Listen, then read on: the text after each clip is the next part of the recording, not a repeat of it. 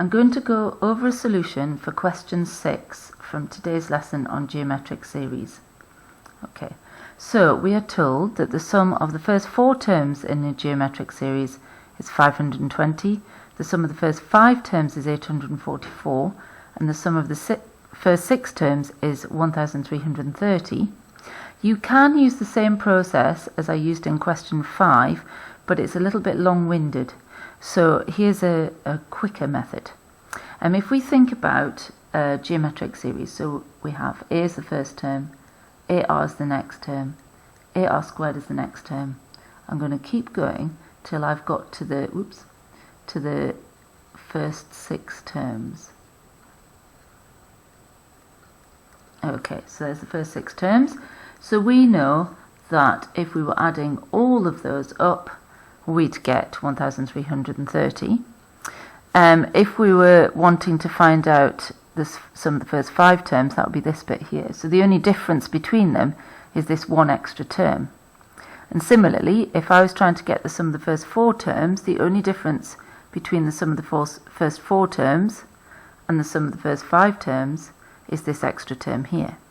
So that tells me that if I have the sum of the first 4 terms, 520, and I add on AR to the 4, that's the 5th term, then I will get the sum of the first 5 terms. If I start with the sum of the first 5 terms and I just add on the 6th term, then I will get the sum of the first 6 terms. Okay. Now, these are simultaneous equations. Let's just make them a little tidier. So I'm going to start with the second one. So that tells me the 6th term has got to be 1300, take away 844, which is 486. And if you do the same with the first row, the 5th term, AR to the 4, is 844, take away 520, which is 324. So we have simultaneous equations. They have a multiplication between the 2 variables. So the easiest way to solve it is to divide. So I'm doing AR to the 5 divided by AR to the 4, which is just R. And 486 over 324, which if you work that out, turns out to be 3/2, which is rather nice. So now we need to find A, so I'm going to substitute it back into the easiest equation, so AR to the 4. So I've got A times 3/2 to the power of 4 is equal to 324. So if you do 324 divided by 1.5 to the 4, then you get A is equal to 64, which is super.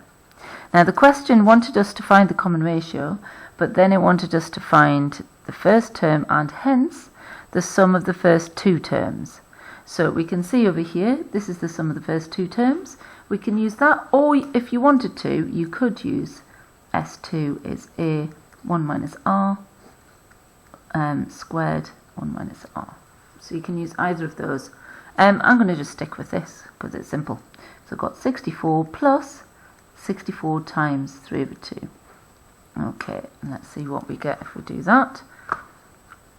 So 64 plus 64 times 1.5 is the 160, which is what we were aiming for. Okay, and that's correct.